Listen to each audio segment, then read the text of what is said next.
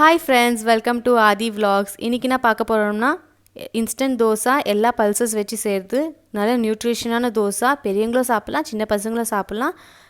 வாங்க பார்க்கலாமா?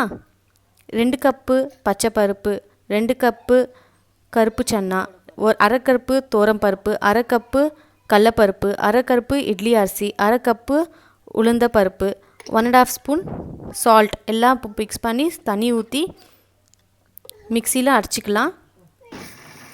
அரைச்சிட்டு தோசை பதத்துக்கு எடுத்துக்கலாம்.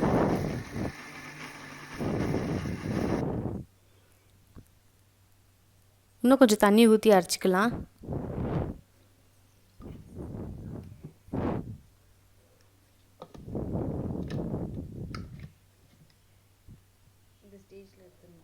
இப்போ தொட்டு பாருங்கள், எல்லாம் கொறுகொறுப்பாக எல்லாம் போய் சாஃப்டாக இருக்கும்.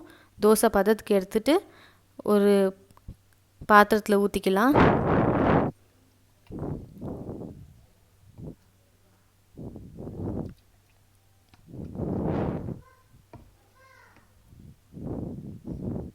மிக்சியில் கொஞ்சம் அலசி அப்படியே ஊற்றிக்கலாம்.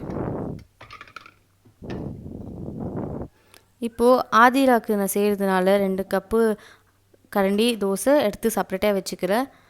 இதில் நம்ம ஒரு 4-5 காஞ்ச மிளகா காரத்துக்கு தகுந்த மாதிரி ஊற வச்சுருக்கலாம். ஒரு 4 ஹவர் ஊற வச்சு மிக்ஸி ஜாரில் போட்டு கொஞ்சமாக தண்ணி விட்டு அரைச்சி எடுத்துக்கலாம். ஒரு பல்ஸ் மூடில் போட்டு எடுத்துடுங்க. மையாக அரையணும் தேவையில்லை, ஒரு கொறுகொறுப்பு இருந்தால் போதும். அதை அரைச்சி எடுத்து மாவில் ஊற்றிக்கலாம். நல்லா மிக்ஸ் பண்ணிக்கலாம்.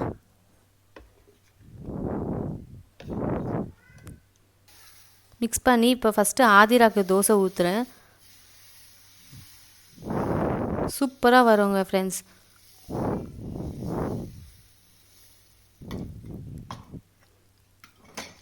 ஒரு கண்டி கீ ஊற்றிக்கலாம்.